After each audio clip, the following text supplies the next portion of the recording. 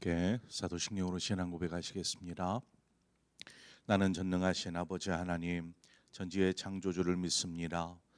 나는 그의 유일하신 아들 우리 주 예수 그리스도를 믿습니다. 그는 성령으로 잉태되어 동정녀 마리아에게서 나시고 본디오 빌라도에게 고난을 받아 십자가에 못 박혀 죽으시고 장사된 지 사흘 만에 죽은 자 가운데서 다시 살아나셨으며 하늘에 오르시어 전능하신 아버지 하나님 우편에 앉아 계시다가 거기로부터 살아있는 자와 죽은 자를 심판하러 오십니다. 나는 성령을 믿으며 거룩한 공교회와 성도의 교제와 죄를 용서받는 것과 몸의 부활과 영생을 믿습니다. 아멘. 우리 함께 찬송가 546장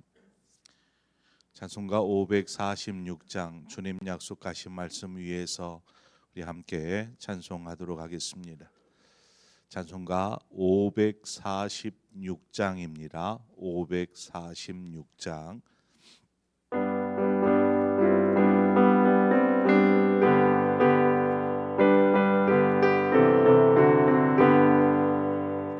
주님 약속하신 말씀 위에서 영원토록 주를 찬송하리라.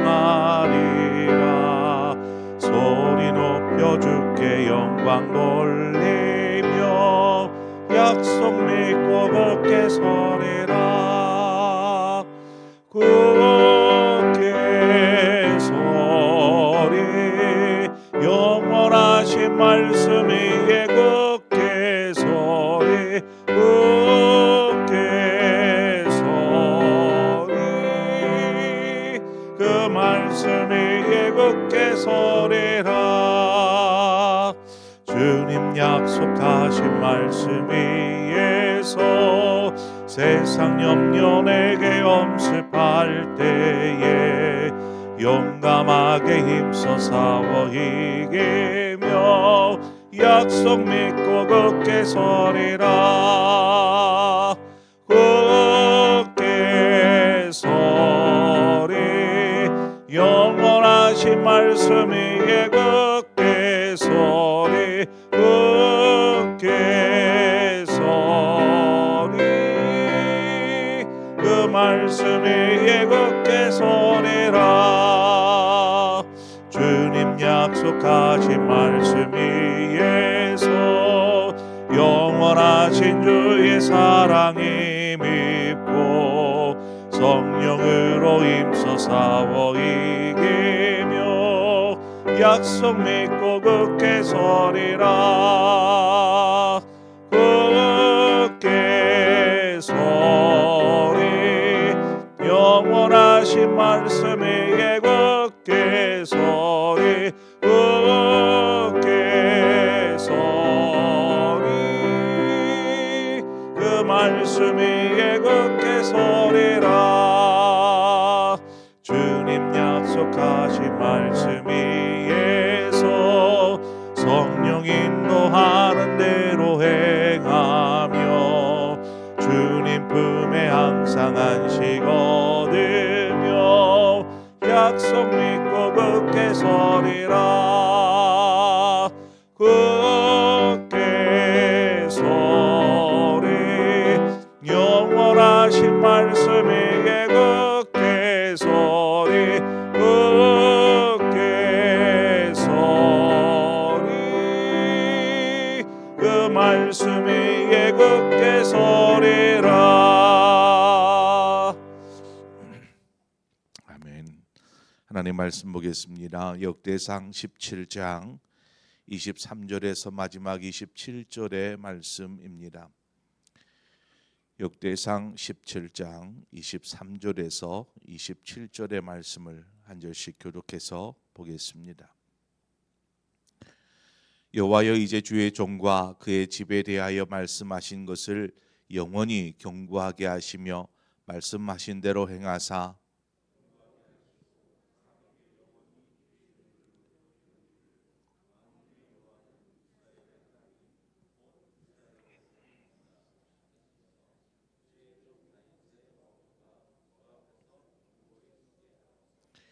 나의 하나님이여, 주께서 종을 위하여 왕조를 세우실 것을 이미 듣게 하셨으므로 주의 종이 주 앞에서 이 기도로 간구할 마음이 생겼나이다.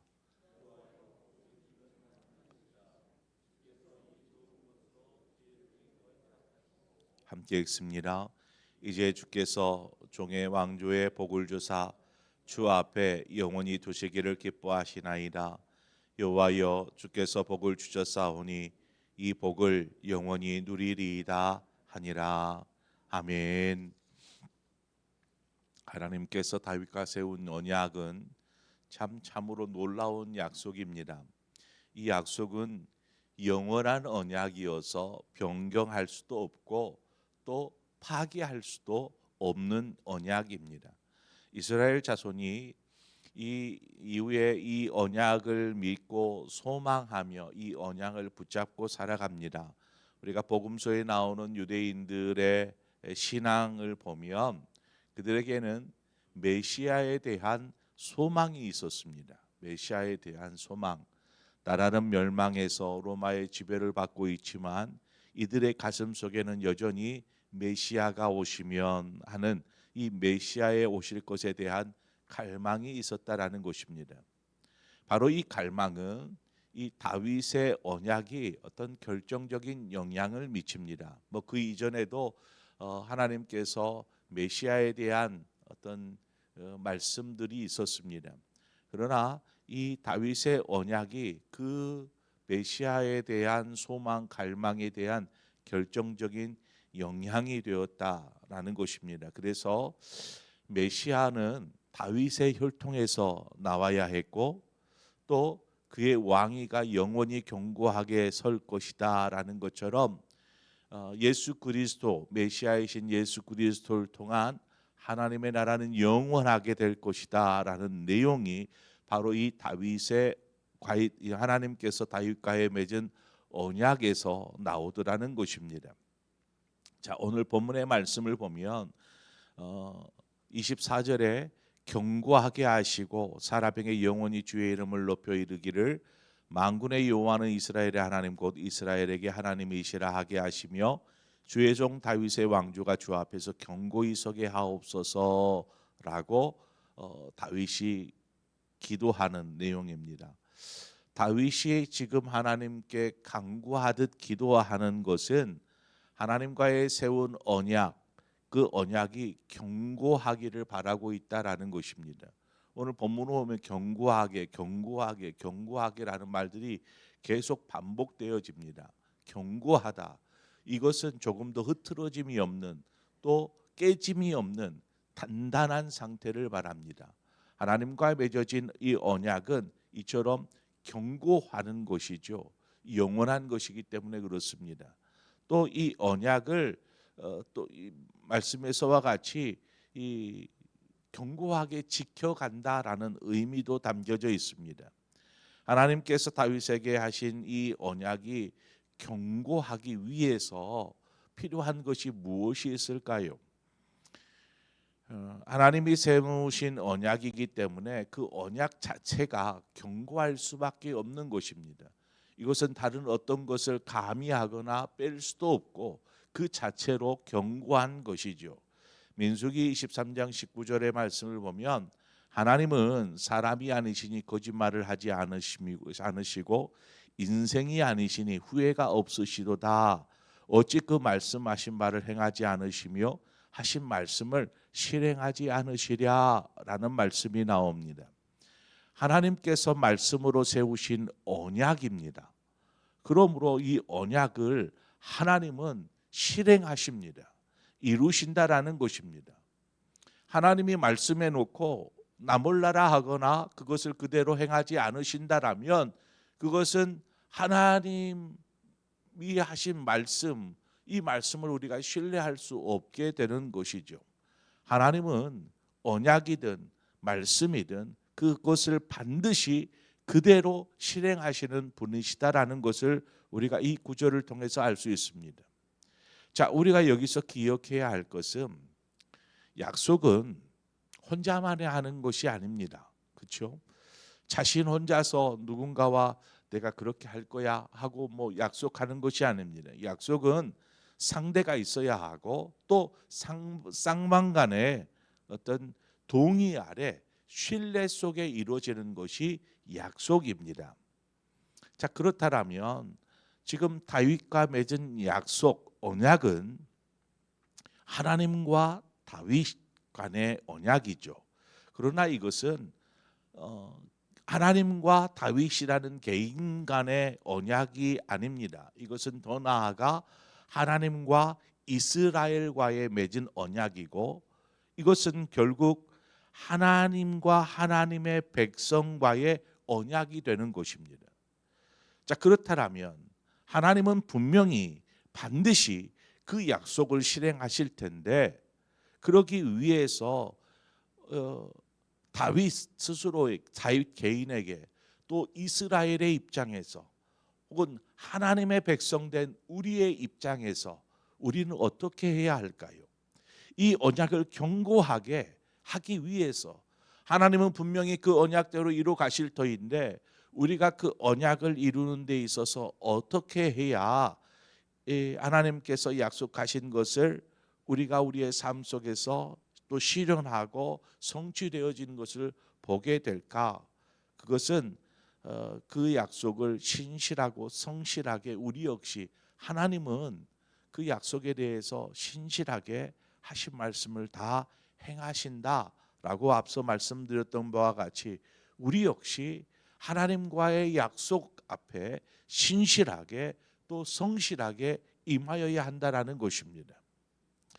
상대가 약속을 어기는데 약속을 지킬 수는 없는 것이죠. 한쪽이 깨뜨렸는데 다른 한쪽이 약속을 지켰다고 그 약속은 지켜졌다라고 말할 수 없는 것입니다. 상대방이 지키지도 않는데 하나님께서 그것을 실행하신다라면 그것은 공의롭지 못한 것이죠. 성경에 보면 공의, 특히나 아모스서에 보면 공의와 정의라는 말들이 등장합니다. 우리가 사는 인간 사회에 일어나는 많은 일에 대하여서 공의로움, 또 정의 이런 것들을 말하는데, 분명 우리가 사는 사회에서도 공의와 정의가 필요합니다. 그러나 성경에서 말하는 공의와 정의는 약속을 실행하시는, 약속을 지키시는 신실하신 하나님 앞에 인간 역시 성실히 응답하는 것이 공의요 정의인 것입니다. 하나님은 공의로우신 분이십니다. 우리 역시 그 공의 앞에 응답할 수 있어야 합니다. 신실하게 또 성실하게. 그래서 오늘 보면 내 말을 듣고 내 언약을 지키면, 이런 말들이 계속 언약 속에 나오는 것입니다. 우리가 해야 될, 우리가 신실하고 성실하게 약속을 지키기 위해서는 하나님의 말씀을 들어야 하고, 이 하나님의 말씀, 하나님과의 언약, 세운 언약을 지키는 것, 이것이 우리에게 조건이 되는 것입니다. 다윗은 하나님의 언약을 성실하게 지키려고 정말 무던히 애쓰고 힘썼던 사람입니다. 그러나 한번 보십시오. 다윗의 삶을 보면 다윗이 이렇게 언약을 맺고 하나님과의 그 영원한 언약을 맺고 이후로 이 언약을 지켜가기 위해서 애쓰지만, 후에 보면 다윗이 실수하여 넘어지기도 하고 범죄하기도 하고, 이처럼 하나님 앞에 신실하지 못하게 그가 반응하고 행동했던 때가 분명히 있었다라는 것입니다. 자, 이런 때에 하나님은 어떻게 하시는가요? 하나님은 다윗이 다시 언약 안으로 들어올 수 있도록 하나님은 계속해서 다윗을 이끌어 가십니다. 다윗이 뭐 그냥 자기 마음대로 하나님 말씀에 불순종하고 이런 삶이 아니라, 너가 다시 들어와라, 다시 언약 안으로 들어와라, 하나님 그렇게 이끄신다라는 것입니다. 우리 다윗 앞에 사울 왕을 한번 보십시오.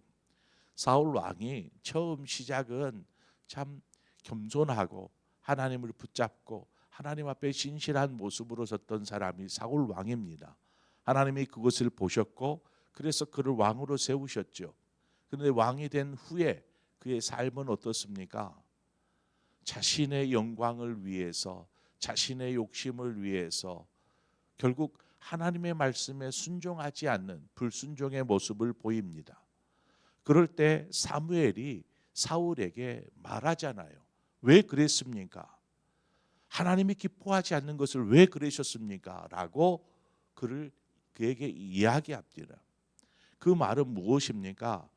그가 불순종함으로 하나님의 언약에서 멀어지려고 할 때 사무엘을 통해서 다시금 그 언약 안으로 끌어당기는 것이죠. 그 방법이 사무엘을 통하여서 알려주는 것이었습니다. 하나님은 언약에서 벗어나려고 할 때 우리가 말씀에 불순종하거나 하나님으로부터 멀어지려고 할 때마다 우리를 다시금 그 언약 안으로 불러들이십니다. 그 방법이 때로는 말씀을 통해서도이기도 하고 때로는 고난이나 징계를 통해서 그 언약 앞에 다시 서게 하더라는 것입니다. 하나님은 이 언약을 지켜가기 위해서 우리를 기다리십니다. 우리가 저 멀리 가 있을 때에 하나님 우리를 손짓하시고 우리 언약 안으로 올 때까지 기다리신다라는 것이죠. 이스라엘이 하나님의 말씀 앞에 불순종함으로 이스라엘 가운데 어떤 일들이 벌어졌습니까? 재앙이 있었고 죄를 범함으로 말미암아 나라가 분열되고 후에는 멸망하기에 이릅니다. 그러나 하나님은 이스라엘 나라가 멸망한 것 그것이 중요한 것이 아니었습니다. 하나님에게서 중요한 것은 하나님의 백성된 이들이 하나님으로부터 멀어졌지만 그들이 다시금 하나님께로 돌아오기를 기다리고 계시더라는 것입니다. 이 모든 일은 하나님께로 돌아오게 하시려는, 그러니까 어떻게 보면 징계나 고난이나 혹은 재앙이나 이 모든 것들이 어떤 신호입니까?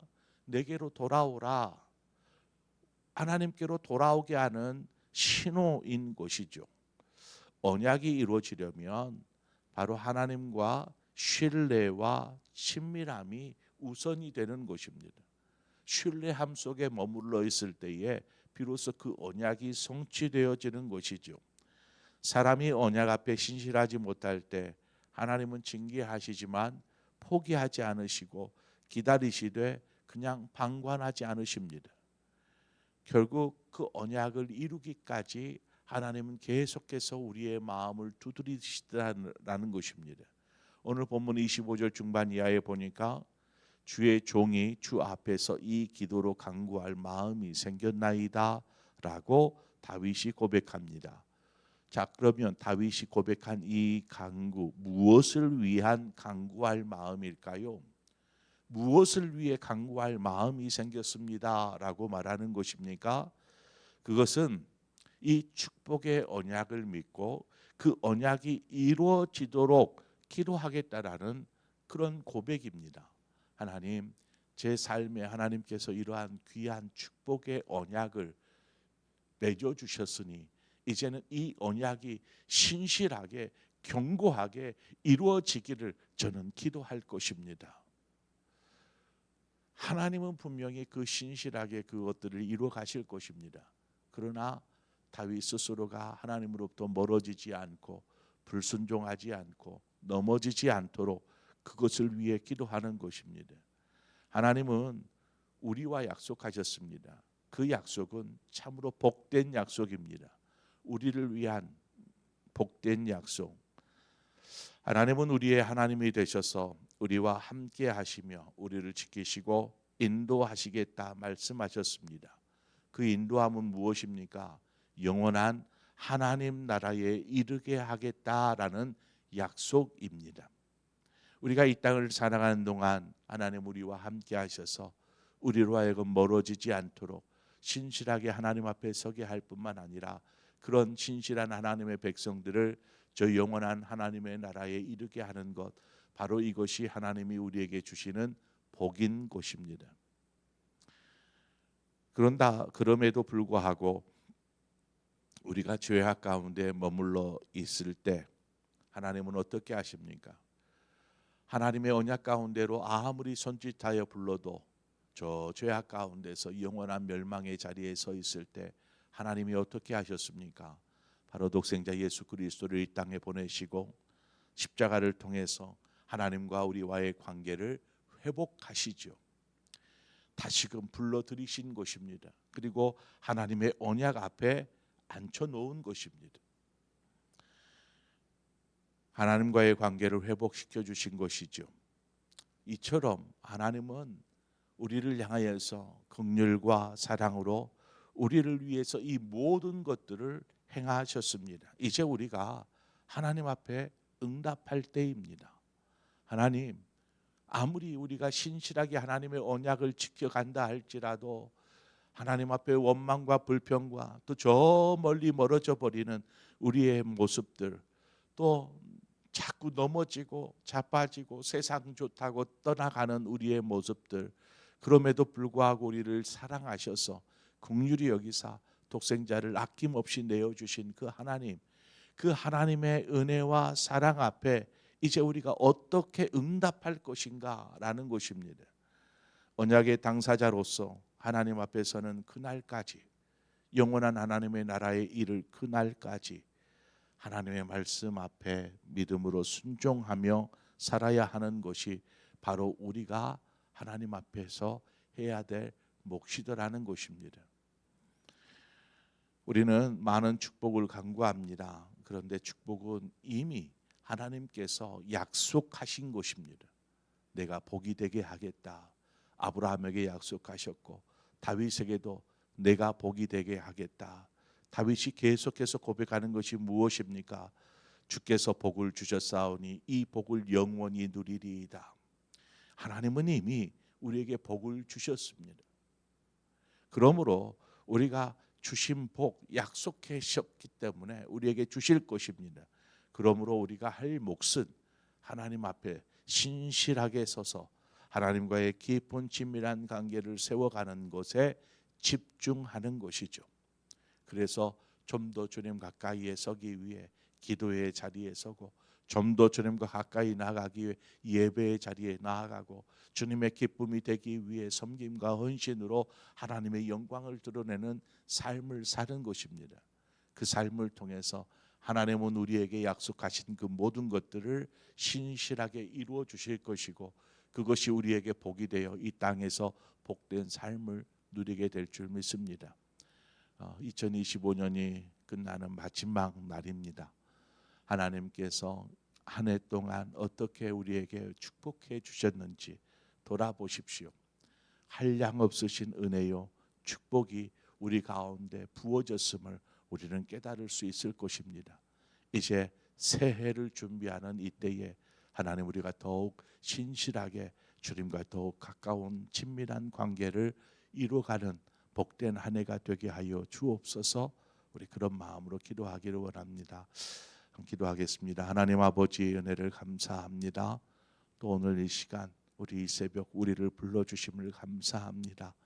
2025년의 마지막 날이 되었습니다. 하나님, 한 해 동안 하나님의 은혜와 사랑 가운데 이렇게 걸어올 수 있었습니다. 하나님 감사합니다. 이제 우리가 돌아보면 하나님의 기쁨 되기보다 또 하나님 앞에서의 우리의 어리석었던 모습들, 잘못된 모습들, 죄악된 모습들이 더 많음을 보게 됩니다. 2026년을 시작하는 이때에 하나님, 우리가 다시 한번 우리의 마음을 새롭게 하여 주시고 하나님과의 언약을 기억하며 다시금 하나님 앞에 순종함으로, 성실함과 신실함으로서는 우리 모두의 신앙이, 삶이 되게 하여 주옵소서. 예수님의 이름으로 기도합니다. 아멘. 오늘 이 시간 말씀을 생각하면서 하나님, 한 해가 하나님의 은혜였습니다.